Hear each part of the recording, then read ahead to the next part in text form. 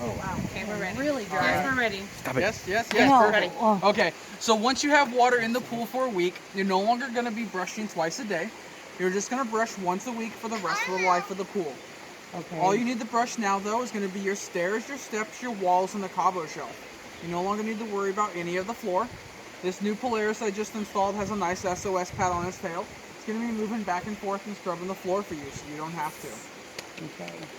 After that, you have your umbrella stand here and your Cabo shelf. It is your pool, you can do what you want. We just recommend not using wood. Wood and water expands. If it does get stuck, it's a lot of money to have fixed.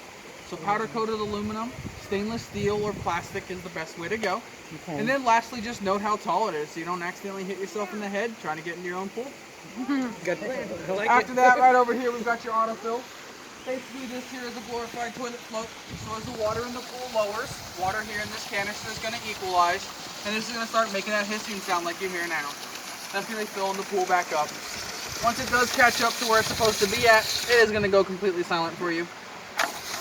But with that being said, we do only set it by eye and ear on the first day.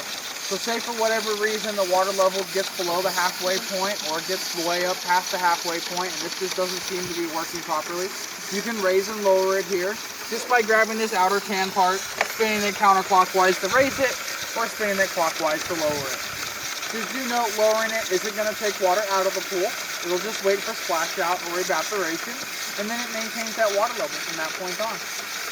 Where do we want the water level to be? Like right So where it's at now? About a quarter of an inch or a half an inch higher than where it's at right now. Okay. So this wasn't turned on, so you would have lost a little bit of water with people swimming and the wind blowing and stuff like that. Right. So now this should bring it back up to that level for you and maintain it at that point.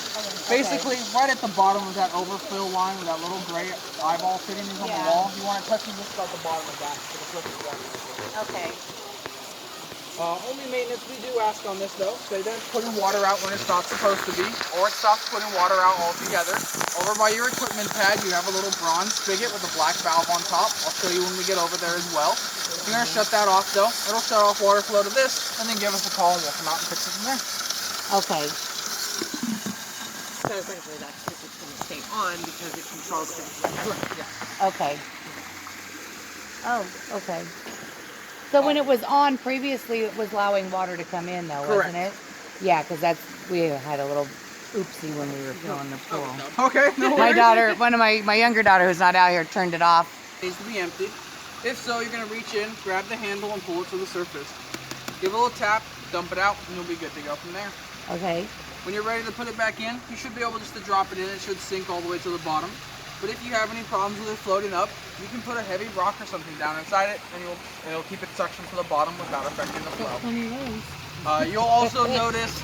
Where are we you'll gonna also get one of notice quite a those? bit toys, anything that floats will float in here as well. We found some. A lot of times, people, if you do want to use that little pool floater there, they was just in there. leave it inside there. That way, they always have easy access to it. Oh, but okay. realistically, you don't really need to. And you are Yeah. going to have a temperature sensor that will display on your phone for you, so you won't need that in the pool. What? What has a temperature sensor? The pool itself. It's over on the equipment. I'll show you in a No second. way. Where's the thermometer at in the pool? Over there.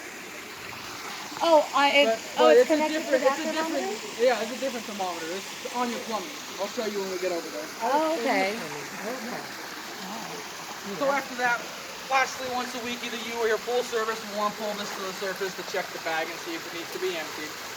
As we make our way down to it, though, you're going to notice this little egg shape here. This here is a backup valve. So what's going to happen is every 3 to 5 minutes, water is going to divert out this little light nozzle here.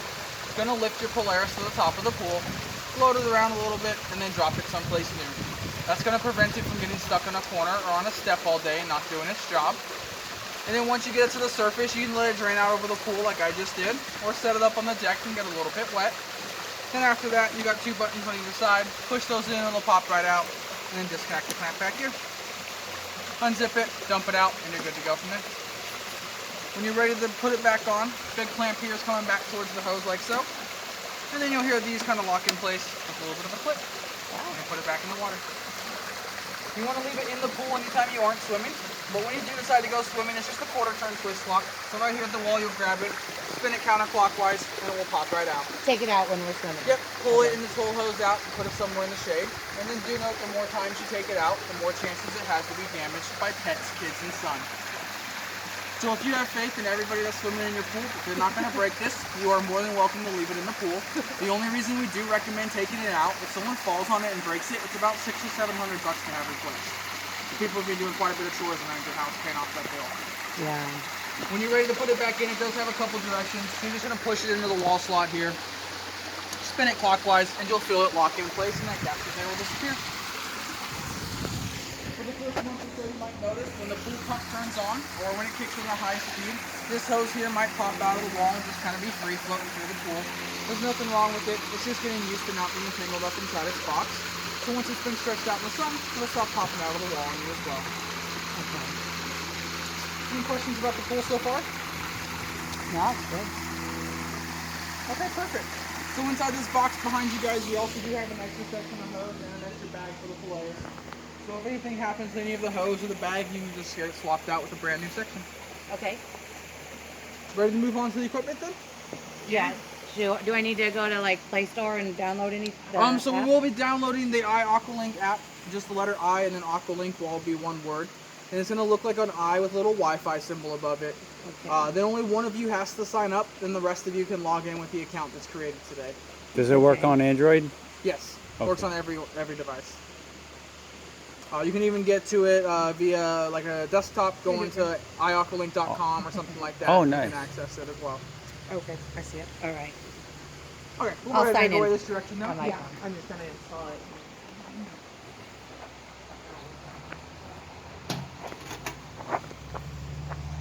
So the first thing I want to go over is inside this panel here. On our far left side here, we have auto service and timeout. When it's in auto, you can control it through your cell phone. And it'll run whatever currently running the schedule is. So right now I do have the schedule set up to run from 6 a.m. to 2 p.m. But I'm going to show you guys how to change that, so if you want to change it in the future. With that being said, anytime it's in auto, you can't push anything here to turn anything on or off. If you push the far left button once though, it's going to drop from auto to service. Anything that's turned on is instantly going to shut off. Then it's also going to tell you that it's in service mode on your phone and no operations are allowed. That way somebody can be out here working on the pump or the filter, not have to worry about one of the kids grabbing the phone and turning the pool on you and spraying you with water. This also becomes manual mode, so say your internet goes out or you're just outside and don't have your cell phone on you and you don't want to go back in for it. You can come over here, put it in service, turn a filter pump, your pool lights, or even your waterfall all through right here, and it will stay on until you shut it off. The last one here is timeout. We call that pool guy dummy mode. Basically, the pool guy shows up and needs to add chemicals, but can't stand around waiting for water to churn. They're going to put it in timeout. Anything they turn on here will stay on for 3 hours, and then it resets back to auto for you, so you can control it through your phone.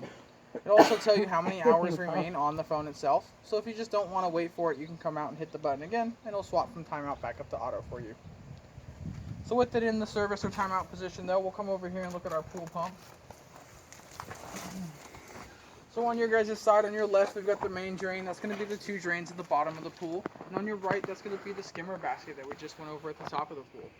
So what we do is we close off about half that main drain. That way more water's getting pulled across the top. Any leaves or bugs that fall in should wind up in your skimmer basket instead of falling to the bottom.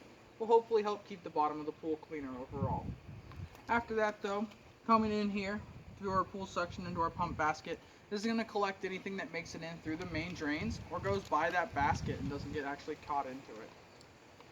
You want to look in through the lid once a week, and this is something the pool service will do for you as well.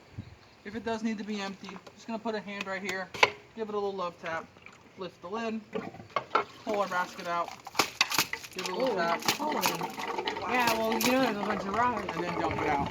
So for the first month or so, you're going to get lots of rocks, PVC shavings, anything like that that was left over in the pipes before they got them sealed. And then it will just be the normal leaves and sticks and bugs. Once you're all done and tap it out, you can wash it out if you'd like to, but that is pretty much clean. And then when you go to put it back in, big hole here is going to come back towards the pool suction side.